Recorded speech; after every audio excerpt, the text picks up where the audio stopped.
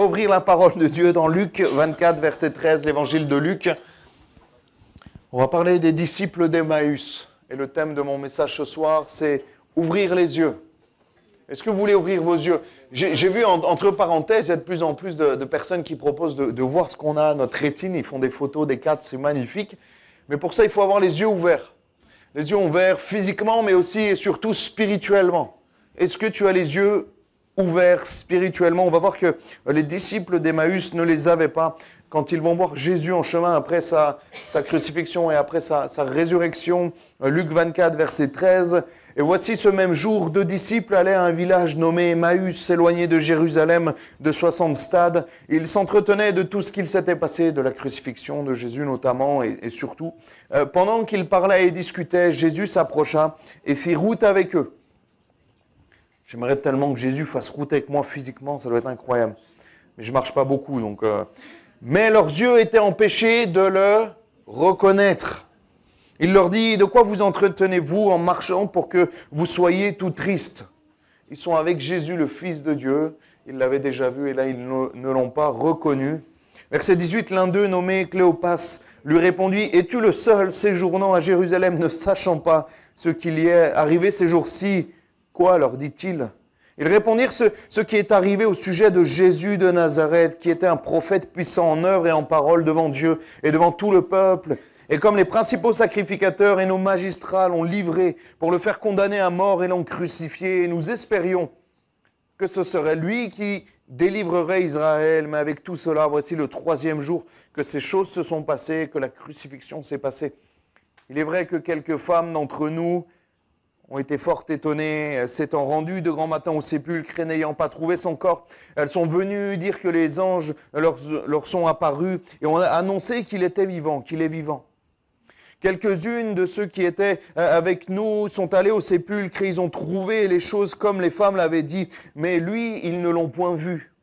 Alors Jésus leur dit, ô homme sans intelligence, j'aimerais pas que le Seigneur dise ça de moi, mais des fois il a dû le penser peut-être, et dont le cœur est lent à croire et tout ce qu'ont dit les prophètes, ne fallait-il pas que le Christ souffrit ces choses et qu'il entrât dans sa gloire? Et commençant par Moïse et par tous les prophètes, il leur expliqua dans toutes les Écritures ce qui le concernait. Lorsqu'ils furent près du village où ils allaient, il parut vouloir aller plus loin, mais ils le pressèrent en disant « Reste avec nous ». Car le soir approche, le jour est sur son déclin. Il entra pour rester avec eux. Pendant qu'il était à table avec eux, il prit le pain et après avoir rendu grâce, il le rompit et le leur donna. Alors leurs yeux, alléluia, s'ouvrirent et ils le reconnurent. Mais il disparut de devant eux. Verset 32, ils se dirent l'un à l'autre, notre cœur ne brûlait-il pas au-dedans de nous lorsqu'il nous parlait en chemin et nous expliquait les Écritures? Amen. Alléluia. Ce soir, on va voir le fait d'ouvrir ses yeux pour voir Jésus comme il est. Ne pas juste ouvrir son cerveau, ne pas juste ouvrir son intelligence ou peut-être sa mémoire pour se souvenir de ce qu'on nous a enseigné. Non, mais le vivre véritablement, le reconnaître comme il est.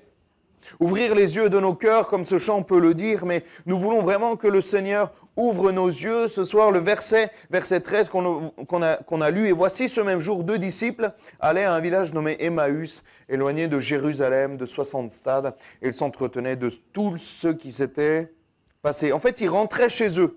Ils rentraient chez eux et ils quittaient Jérusalem, d'où ils étaient, pour voir notamment la crucifixion de Jésus. Et ils ont attendu jusqu'à un certain temps pour voir si Jésus allait ressusciter. Et ils n'ont pas attendu suffisamment, ou ils n'ont pas cru suffisamment plutôt. Et là, on va voir qu'ils vont être tout tristes. On va voir qu'ils sont dans l'abattement. Il n'y a plus d'espoir de revoir Jésus quelques jours après la crucifixion, au moins 3 jours après la crucifixion. Ils n'ont plus aucun espoir, ils rentrent chez eux tout tristes, tout abattus. Ils ont perdu tout espoir parce que leur Seigneur, leur héros, leur espoir est mort. Et là, on va voir qu'ils sont en train de rentrer chez eux, ils quittent Jérusalem. Ils se disent, mais probablement qu'il y a-t-il encore à faire à Jérusalem puisque Jésus est mort. Et pendant qu'ils parlaient et discutaient, Jésus s'approcha et fit route avec eux. À ce moment-là, ils avaient perdu tout espoir dans la situation dans laquelle ils se trouvaient. Et là, j'ai envie de te dire que Jésus voit ton désespoir. Que quand tu es mal, quand tu es en train de rebrousser chemin dans tel ou tel domaine, que tu es en train en fait d'abandonner. Les disciples d'Emmaüs avaient abandonné les espoirs qu'ils avaient placés en Jésus-Christ. Ils étaient en train de quitter Jérusalem pour rentrer chez eux. Et c'est à ce moment-là que Jésus est venu les rencontrer. C'est au moment où il n'y avait plus d'espoir, où ils commençaient à être désespérés à rentrer chez eux. À quoi bon rester encore à Jérusalem? C'est là où le Seigneur, dans notre désespoir, vient nous rencontrer. Viens là sur notre chemin et faire un bout de route avec nous. Pendant qu'ils parlaient, discutaient, Jésus s'approcha et fit route avec eux. Le Seigneur se présente à eux quand ils pensaient être abandonnés de tous. Le Seigneur ne t'a pas oublié. Alléluia. Réalise ça, que le Seigneur t'a pas abandonné. Que le Seigneur est encore là avec toi et qu'il fait route, même si tu ne le vois pas. Comme les disciples d'Emmaüs ne l'ont pas vu, ne l'ont pas reconnu, le Seigneur est là. J'étais en entretien tout à l'heure avec une dame et elle me disait, mais je ne sais pas comment je fais pour être encore en vie après tout ce que j'ai vécu, ce par quoi je suis passé. Je lui dis, peut-être que le Seigneur n'était pas si loin de toi et qu'il te gardait malgré tes mauvais choix. Mais que maintenant que tu le connais, tu dois mettre ta vie en règle. Alléluia. Je lisais ce matin dans l'évangile de Jean, la Bible nous dit, celui qui aime Dieu obéit à ses commandements. Celui qui aime Dieu obéit à ses commandements. Et là, on va voir qu'il va se présenter aux deux disciples d'Emmaüs. Il nous est dit, leurs yeux étaient empêchés de le reconnaître. Et des fois, nos souffrances, nos épreuves nous empêchent de voir le Seigneur Jésus. Pourtant, qui est bien là à côté de nous. Parce qu'il l'a promis, si nous obéissons à sa parole, si nous avons confié notre vie, les clés de notre vie au Seigneur, il est là avec nous tous les jours, jusqu'à la fin.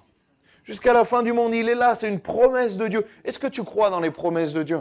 Est-ce que tu crois dans la Bible, dans la parole de Dieu? Est-ce que tu les fais tiennes, j'ai envie de te dire? Est-ce que tu crois que j'étais avec un de mes oncles au téléphone hier, il me dit, si c'est écrit, c'est que ça va arriver. Parce que Jésus n'est pas un menteur. Et il s'appuyait fortement sur cette parole, il me la répétait. Il me dit, ça va arriver. Parce que Jésus l'a dit. Et si Jésus l'a dit, c'est que ça va arriver. Alléluia. Des fois, nos souffrances, nos épreuves nous empêchent de voir le Seigneur. Des fois, on lit la parole de Dieu comme on a l'habitude de la lire parce qu'il faut la lire parce qu'on est chrétien. On ne fait même plus attention à ce qu'on lit. Des choses merveilleuses, des choses glorieuses. Mais on les lit depuis tellement longtemps, tellement de fois qu'on ne réalise plus ce qui est marqué dans la parole de Dieu, dans la parole, dans la Bible, alléluia. Mais leurs yeux, verset 16, étaient empêchés de le reconnaître. Est-ce que tes yeux ne t'empêchent pas de voir Jésus-Christ? Est-ce que ton cœur, tes pensées ne t'empêchent pas de voir Jésus-Christ? Est-ce que tes problèmes, tes difficultés, tes épreuves, ta souffrance, ta maladie peut-être ne t'empêchent pas de voir Jésus-Christ? Est-ce que le fait que peut-être Jésus tarde à répondre à tes promesses, à tes prières, ne t'empêche pas de voir Jésus-Christ? On voit que Job avait toujours cet espoir en Dieu. On voit que l'apôtre Paul, malgré les chartes qu'il avait dans la chair, il a gardé espoir en Dieu. Malgré l'emprisonnement de Pierre, il a gardé espoir dans son Seigneur Jésus-Christ. Est-ce que tu peux faire le point avec ta vie et voir où tu en es et peut-être te rendre compte que certaines choses t'empêchent de voir qui est Jésus-Christ? Leurs yeux étaient empêchés de le reconnaître. Et je crois que le Seigneur ce soir veut nous ouvrir les yeux. Je crois que le Seigneur ce soir veut nous faire voir peut-être ce qu'on n'a jamais vu. Nous ouvrir les yeux spirituels. Spirituellement, nous montrer des choses qu'on a peut-être jamais vues, nous emmener à des endroits. Vu qu'il faisait route avec eux, il a dû les emmener à des endroits qu'ils ne connaissaient peut-être pas. Peut-être nous faire prendre des raccourcis spirituels pour qu'on découvre des choses merveilleuses qu'on n'a jamais encore vues. Seigneur, ce soir, nous invite à ouvrir nos yeux, que tu réalises certaines choses spirituelles. Verset 17, il nous est dit, Jésus leur dit, de quoi parlez-vous pendant que vous marchez? Pourquoi vous êtes aussi tristes? Et des fois, je suis surpris de voir des chrétiens dans la tristesse, dans l'abattement. Mais alors qu'ils ont Jésus à côté d'eux, ils parlent de choses tristes, ils ne réalisent pas qu'ils sont tristes alors que Jésus, la cause même de leur chagrin, et il y a la solution à côté. Des fois, on se focalise sur nos problèmes. Des fois, on se focalise sur J'ai dit encore à une sœur cet après-midi, je lui ai dit, arrête de voir le verre à moitié vide. Voilà à moitié plein quand même. Vois les choses que Dieu a fait. Vois les choses que Dieu t'a données, au lieu de voir ce qu'il ne t'a pas donné. Et le fait de focaliser sur ce qui pourrait ne pas aller dans nos vies nous fait prendre de la distance avec le Seigneur. Ou réaliser peut-être qu'il est plus loin alors qu'il est toujours là, à côté de nous. Mais de quoi parlez-vous en chemin pour que vous soyez tout triste? Et ça, je réalise que c'est notre état sans le Seigneur. Normalement, c'est notre état sans le Seigneur. D'être tout triste, de retourner d'un endroit où il y avait peut-être plein d'espoir, de se dire, mais à Jérusalem, où on devait avoir une victoire, célébrer quelque chose de grandiose, finalement, c'est un échec. Ça peut nous parler de la déception qu'on peut avoir dans le monde, ou même la déception qu'on peut avoir à cause des églises, à cause des pasteurs, à cause de tellement de choses. Et cette déception, et on retourne tout triste chez nous, et on broie du noir, on rentre dans la critique, on rentre dans l'amertume, on rentre dans ces choses-là, parce qu'ils étaient en train de dire, mais ils parlaient de leur déception, mais ils devaient nous sauver, mais il ne nous a pas sauvés. Il devait se passer ça, mais il ne s'est pas passé ça. Et ils commençaient à ruminer, et à ruminer. On est tellement fort pour s'entraîner vers le bas. On est tellement fort pour se démotiver. Il y en a, ils te démotivent une armée. Même David devant Goliath, ils auraient pu le démotiver. Franchement, il y en a, ils ont un don, je ne pense pas qu'ils viennent de Dieu. Mais nous devons nous motiver et dire, mais réalise qu'il y a Jésus à côté de toi.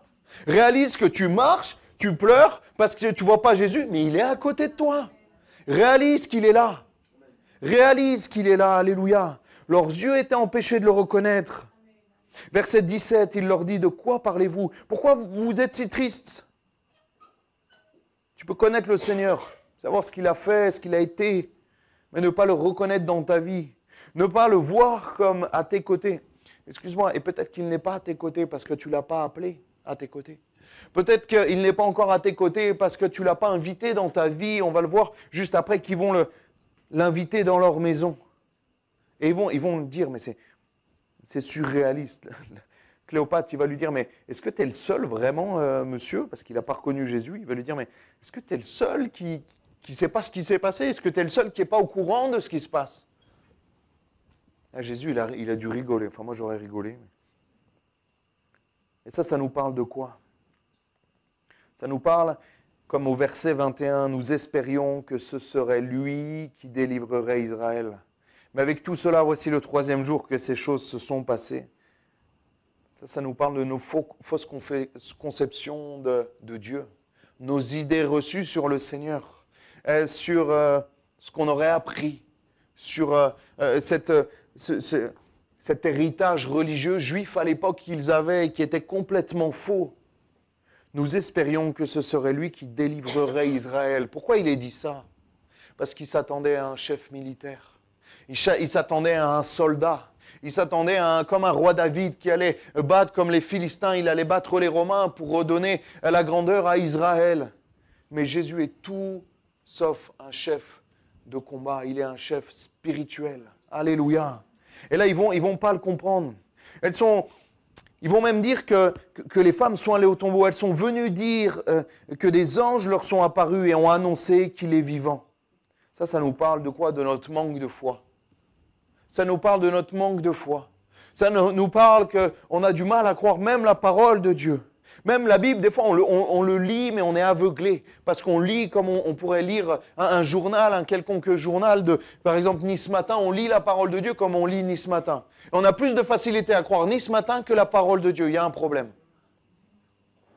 La parole de Dieu est la vérité. Alléluia. La parole de Dieu est plus que la vérité. Amen. Elles sont venues dire que les anges leur sont apparus et ont annoncé qu'il est vivant. Et pourtant, ils restent dans leur abattement. Pourtant, ils ont du mal à croire la parole de Dieu, j'ai envie de dire. Croire en ses promesses. Il va même dire au verset 24, « Quelques-uns de ceux qui étaient avec nous sont allés aussi au sépulcre, et ils ont trouvé les choses comme les femmes l'avaient dit, mais lui, ils ne l'ont point vu. » Ça nous parle d'un problème à croire les promesses de Dieu. Parce que j'ai envie de te dire, mais tout ce qui s'est passé, Jésus l'avait annoncé.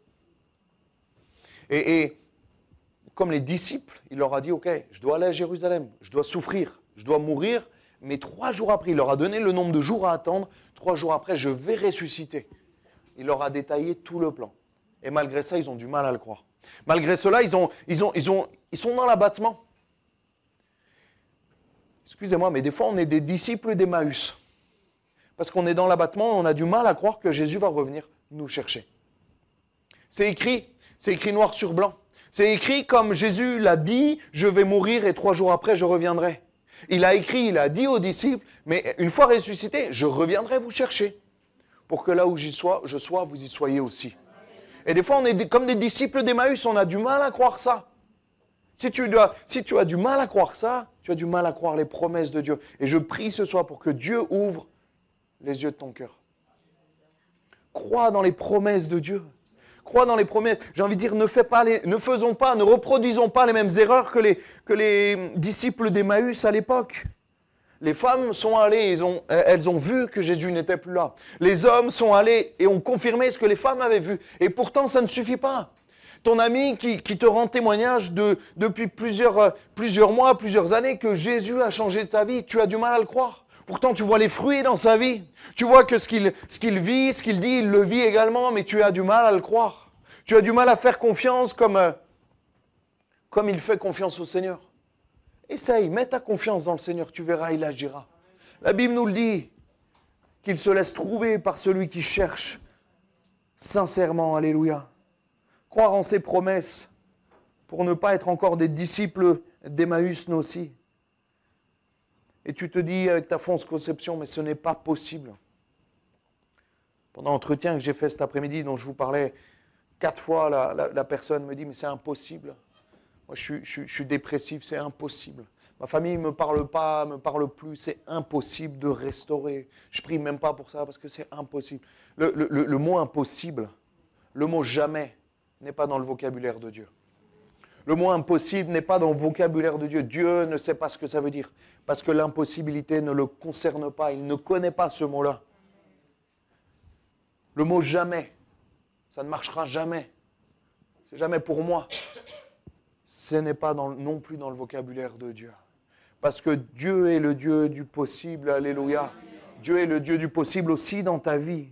Tu peux te dire, mais c'est trop beau pour être vrai. Ça paraît, des fois l'évangile c'est vrai. Hein, on a l'impression des fois que ça commence mal avec la croix et ça finit bien avec l'espérance, avec le royaume de Dieu. Ça paraît trop beau pour être vrai, mais c'est vrai mon ami. Ça paraît trop simple. Des fois, il faudrait que... Franchement, il y en a, ils ont du mal à croire, ils ont du mal à s'abandonner à Jésus parce que c'est trop simple et c'est gratuit. C'est vrai, hein? Des fois, les gens, ils ont besoin de payer pour sentir qu'ils ont quelque chose, qu'ils ont une valeur. Oui, c'est vraiment simple, mais pourtant, tu dois faire ce pas. Oui, c'est gratuit, mais pourtant, tu dois tout abandonner. Tu dois abandonner ta vie au Seigneur Jésus. En fait, ils ont peur d'être déçus. Les disciples d'Emmaüs ont peur encore une fois d'être déçus parce qu'ils viennent de partir de Jérusalem pour retourner chez eux. Et ils se disent, mais on a déjà été déçus une fois. Les femmes nous ont dit qu'il n'était plus dans le tombeau, mais on a du mal à y croire, on n'a pas envie d'aller vérifier, on a peur d'être déçus encore une fois. Les hommes sont allés confirmer, mais j'ai peur d'être déçu encore une fois, j'ai peur d'avoir trop de déception, j'ai peur de mettre mon espoir en quelque chose, en quelqu'un. Je crois que ce soir, il y a quelqu'un qui a peur d'être déçu du Seigneur. Parce qu'il a été déçu dans sa vie. Il y a des gens, ils ont du mal à faire confiance à Dieu parce qu'ils ont été déçus par les hommes. Ou les femmes, mon ami, ne confond pas tout. Dieu n'est pas un homme pour mentir. Dieu ne déçoit pas. Les hommes, les frères et sœurs déçoivent. Ta propre famille déçoit. Les amis déçoivent. Mais rassure-toi, si tu as été déçu, c'est que tu as déçu aussi. Mais Jésus, lui, ne déçoit jamais. Jésus, lui, ne déçoit jamais. Je disais à cette personne encore dans cet entretien, je dis, mais tu n'as plus de famille, mais Jésus, c'est ta famille. Je dis, elle voit quelqu'un, un psychologue, un psychiatre, je dis, Jésus est ton psychiatre. Jésus, tu n'as pas d'amis, tu m'as dit que tu n'avais pas d'amis, mais Jésus est ton meilleur ami, alléluia. Tu te sens seul chez toi parce que tu vis seul, mais Jésus est là, présent avec toi, alléluia. Réalise-le, que nous n'avons pas beaucoup, mais tout pleinement en lui. Les hommes déçoivent, les religions déçoivent, mais le Seigneur ne déçoit jamais, alléluia. Malgré qu'on déçoive nous le Seigneur.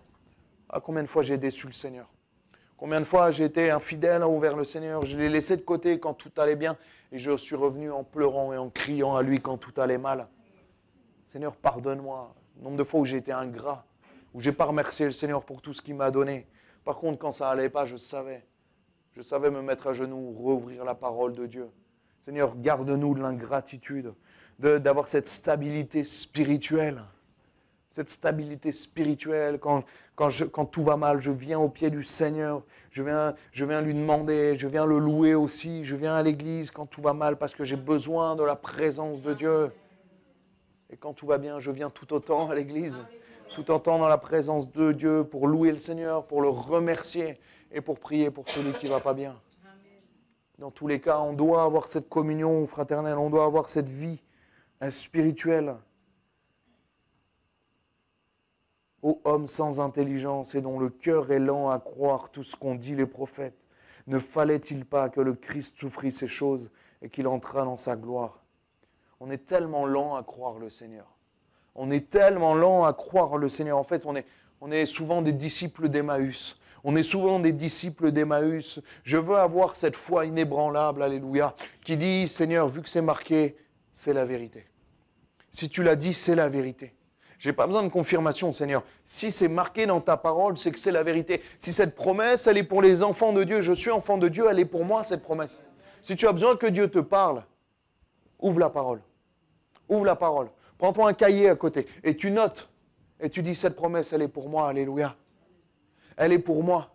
Fais-toi, approprie-toi les promesses de Dieu dans la parole de Dieu. Amen. Ô homme sans intelligence, dont le cœur est lent à croire tout ce qu'ont dit les prophètes.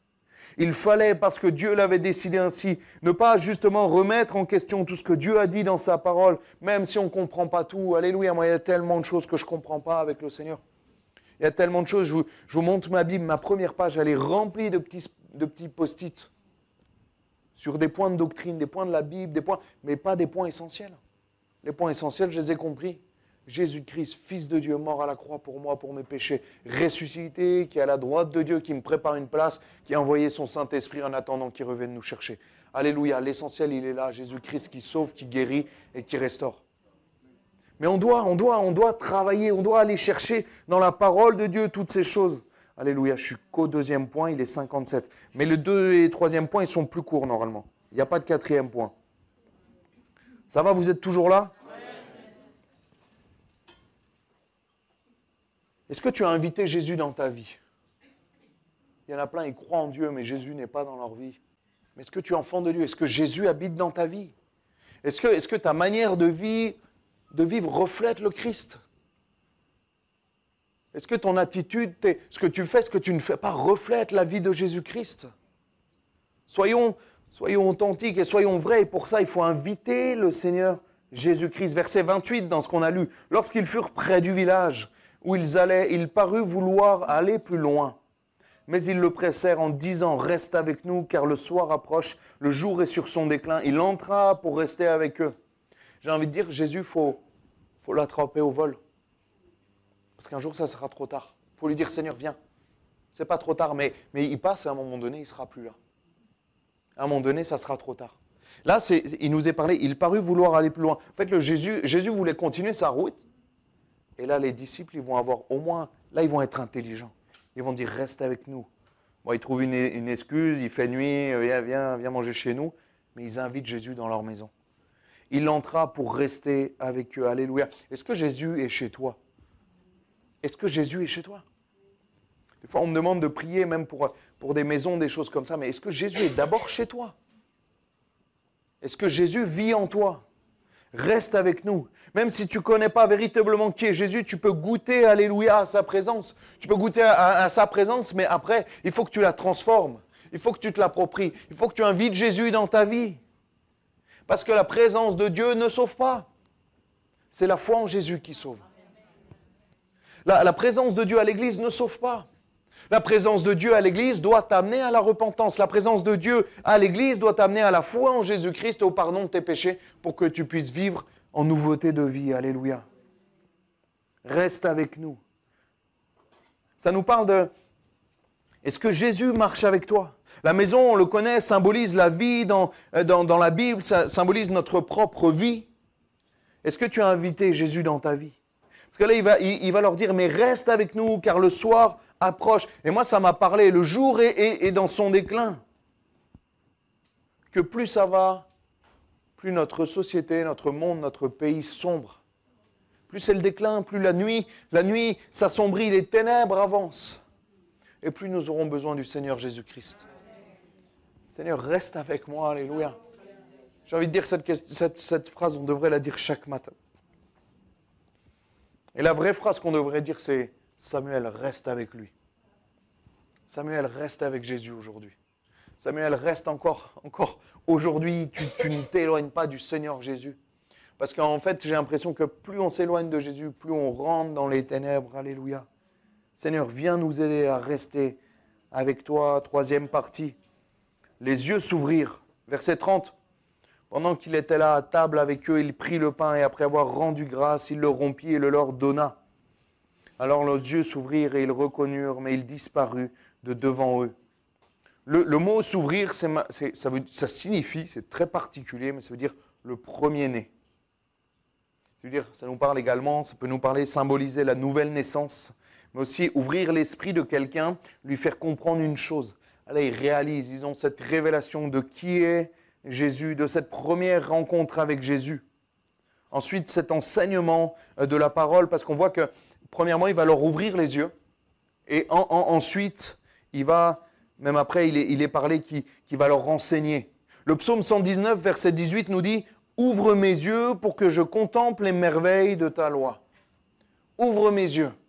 Et là, on a besoin que le Seigneur nous ouvre les yeux également pour lire la parole.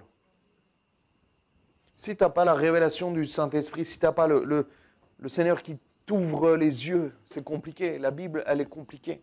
Tu as besoin de cette révélation d'en haut. Tu as besoin de cette révélation du Saint-Esprit qui vient te guider. Verset 27, « Et commençant par Moïse et par tous les prophètes, il leur expliqua dans toutes les Écritures ce qui le concernait. » Là, j'ai envie de dire, avant même les actes des apôtres, avant même la Pentecôte, la première église primitive, j'ai l'impression que là, on a la première église. Il est là, il est ressuscité, et il va enseigner, et il va faire même la fraction du pain. Ils vont prendre le pain après avoir rendu grâce. Il y a cette notion aussi de Sainte Seine. Et moi, je vois là une église. Je vois là 2 disciples qui aiment le Seigneur et qui sont là à écouter les enseignements de Dieu, du Seigneur, pardon, Dieu le Fils. Et ils sont là aussi à faire la fraction du pain. J'ai envie de dire, c'est la première fraction du pain après la crucifixion, après la résurrection. Donc c'est la première Sainte Seine véritablement, parce que les Saintes Seines avant étaient avant la crucifixion. Et là on voit que c'est la naissance de l'Église, alléluia. Ça nous parle de quoi? Ça nous parle aussi de persévérer. La Bible nous dit, ils persévérèrent dans l'enseignement des apôtres, dans la prière et dans la fraction du pain. Ça nous parle de persévérer à l'Église. De plus en plus j'entends des personnes qui me disent, mais moi j'ai ma Bible, j'ai mon Jésus, il est chez moi. Ce n'est pas biblique. Si tu me dis ça, c'est que ta Bible, tu la lis pas assez ou tu la lis pas bien. Parce que tout le Nouveau Testament sont des lettres à des églises. Tout le Nouveau Testament, quasiment tout le Nouveau Testament sont des lettres écrites de la part de Dieu, inspirées par les apôtres pour des églises, des commandements de ce qu'il faut faire, ce qu'il ne faut pas faire. Et on le verra encore dimanche sur les dons spirituels. Tout le Nouveau Testament, quasiment les 3/4 du Nouveau Testament, sont des lettres à des églises. Donc si tu vis ta vie spirituelle sans église, ce n'est pas biblique. Amen. Je peux avoir un amen pour ceux qui viennent de temps en temps à l'église. Amen. Ça veut dire que, vous savez, la Sainte Seine, il a dit quoi? À quelle fréquence? À chaque fois que vous vous réunissez. Ça veut dire qu'il faut se réunir pour vivre cette communion. Qu'il faut se réunir physiquement pour vivre la fraction du pain, la Sainte Seine en fait. La révélation la commémoration, le symbole, même la révélation pour certains, il faut être ensemble pour avoir ces temps particuliers de communion, d'enseignement. À chaque fois qu'ils étaient ensemble, ils persévéraient. Ils étaient ensemble tous les jours. Il y a quelqu'un, il m'a dit, mais vous les évangéliques, c'est tous les jours? Non, je dis, c'est pas tous les jours, mais quand même, 4 jours par semaine, c'est déjà pas mal. Mais on a besoin d'être là dans la communion de Dieu. On a besoin d'être là pour ne pas s'éloigner de Jésus. Parce que si vous êtes comme moi, peut-être que vous êtes plus spirituel. Mais moi, j'ai besoin de l'Église. J'ai besoin de l'Église, de l'enseignement. J'ai besoin de la présence de Dieu qui me maintient. Parce que ma chair, elle veut dire, tiens, va loin. Tiens, va à la plage ce soir. C'est sympa la plage. Mais j'ai besoin de l'Église. qui me tient dans la présence de Dieu, qui me tient dans les commandements de Dieu. Parce que comme on l'a lu, comme je l'ai lu ce matin dans l'évangile de Jean, si tu aimes Dieu, tu obéis à ses commandements. Si tu aimes Dieu, j'ai été frappé de ce verset tellement simple, mais tellement vrai. Si tu aimes Dieu, tu obéis à ses commandements, tu suis les commandements de Dieu. Les yeux s'ouvrent sur Jésus, ils vont connaître qui est Jésus, ils vont avoir cette révélation de la croix, ils vont se rappeler, en fait, ils vont comprendre. En fait, c'est comme un puzzle. L'autre fois, je faisais un puzzle à la jeunesse avec Pachou, j'avais du mal, il n'y avait pas beaucoup de pièces, mais c'était assez compliqué. Au départ, ça ressemble à rien, l'image elle est belle. Au départ, le chien, il a l'oreille là, le nez là, et à la fin, ça ressemble à quelque chose. Et là, on voit que leurs yeux, oubliez l'image du puzzle. Et là, on voit que leurs yeux s'ouvrent. On voit que le puzzle, il s'assemble. Oh, c'est pas si mal le puzzle.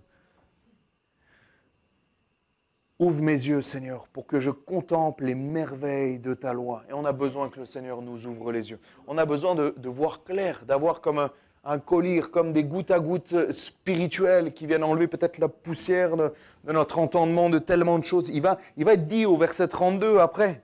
Ils se dirent l'un à l'autre, notre cœur ne brûlait-il pas au-dedans de nous lorsqu'il nous parlait en chemin et nous expliquait les Écritures. On a besoin de maintenir ce feu spirituel en nous. On a besoin de ce feu spirituel. Et là, il parle au passé parce que Jésus n'est plus avec eux. Il parle au passé parce que Jésus a disparu et qu'il avait d'autres choses à faire. Mais nous, il ne disparaît pas, alléluia. Il est là, présent par son Saint-Esprit. C'est pour éviter ce genre de choses qu'il nous a dit, il vous est avantageux que je m'en aille parce que je vous laisse le Saint-Esprit et qu'il est là au milieu de nous, alléluia. Notre cœur brûle au-dedans de nous quand nous sommes à côté du Seigneur Jésus-Christ. Alléluia. On va prier courtement, simplement, sans musique, vraiment, juste simplement avec la présence de Dieu, c'est largement suffisant. Dans Acte 26, verset 18, il nous est dit, afin que tu leur ouvres les yeux, pour qu'ils passent des ténèbres à la lumière, de la puissance de Satan à Dieu, pour qu'ils reçoivent par la foi en moi le pardon des péchés et l'héritage avec les sanctifiés. Amen. Seigneur, viens nous aider. Sing his praise aloud. Sing his praise.